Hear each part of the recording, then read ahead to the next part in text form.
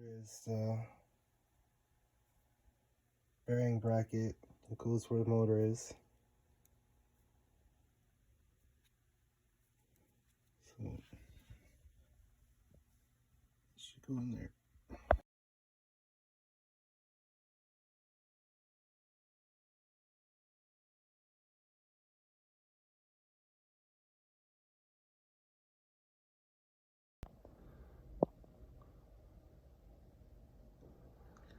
So that's how the shaft goes on, where the motor would have gone. The motor would have gone right there. So I made that piece with the bearings, and it has a shaft with the gear inside there. And that's what I was talking about with the servo. Now the servo is more or less centered. It would have been over there, and it would have hit that. So that's what you have to do if you get that 2-speed transmission. And yeah, then I had to build a motor bracket.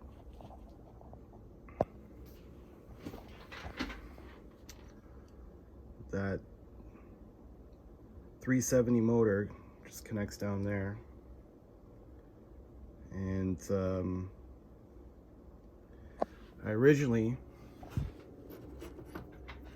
tried the 180 motor with a little mount, which would have gone over here,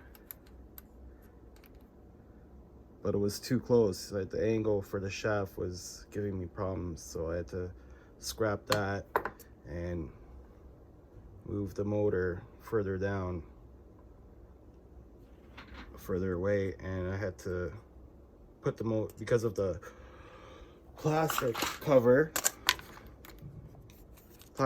wouldn't go over the motor. It would go over the 180 but not the 370. That goes in there nice, because I had to recess the motor down. The motor is pretty much all the way down, goes like that. So I had to mill all of this off the plate, and then mill in there so I could put the 2 screws.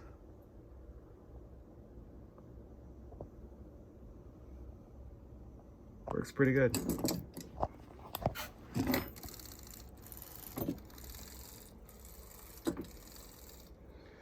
I did this because I like the thought of having more realism to the chassis of the motor being under the hood. I like how RC 4-wheel drive has it and other ones, and no matter what, WPL always had the motor in the middle and without the shaft. Now you see a shaft.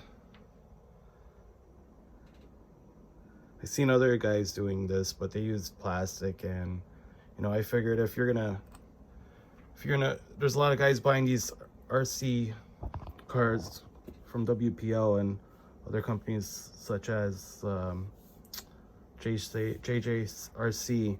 They're buying multiple vehicles and doing them up. Like, I figured, buy one and make it as good as you could possibly get it. I haven't seen people use this 2-speed transmission yet. And furthermore on there, like, I had to take the gears out. I had to take 2 gears out.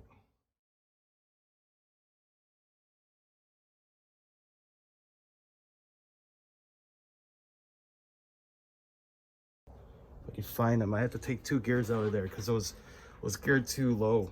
I would have to spin this at a higher RPM just to get that to move. And that being spun at a higher RPM, there's no bearings in these couplings, so they heated up and they would form out a bigger hole and have more play. So I took two gears out of here, and I could show you guys how to do that if you want, but I'll show pictures. So now this motor doesn't have to spin at a higher RPM to move, and it still rock crawls pretty good, especially the fact that it has the 2 gears right here. All right, yeah, it runs pretty good. this is the relocated position working. Got my remote on idle.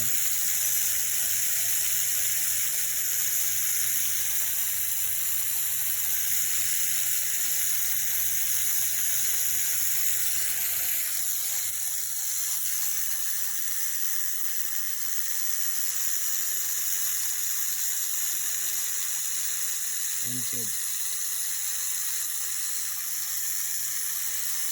Now I gotta put oil or grease in those couplings in the top because they still heat up, but one's okay.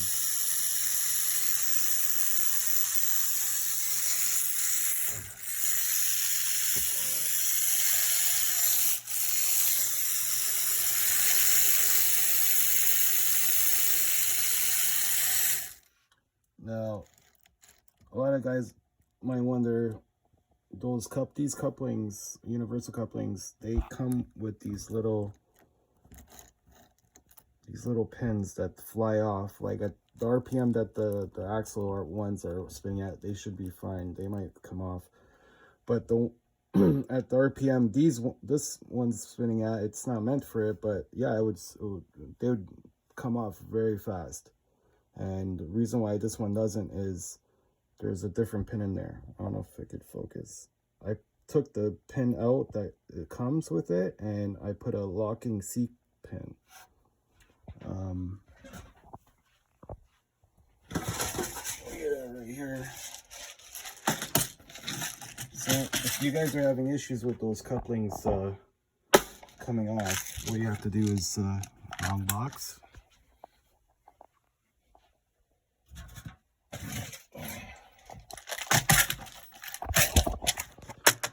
Use one of these.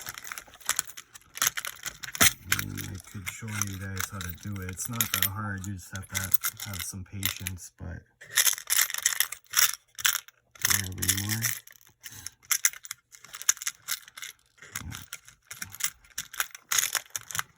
Basically, you would take that pin off the shaft and put this one instead and hammer it in. If you hammer that in, it'll stay. This one has never came off on me.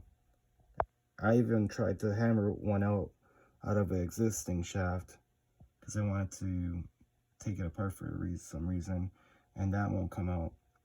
So if you guys are having issues with those spinning out, you gotta use another pin. Yeah, it runs good.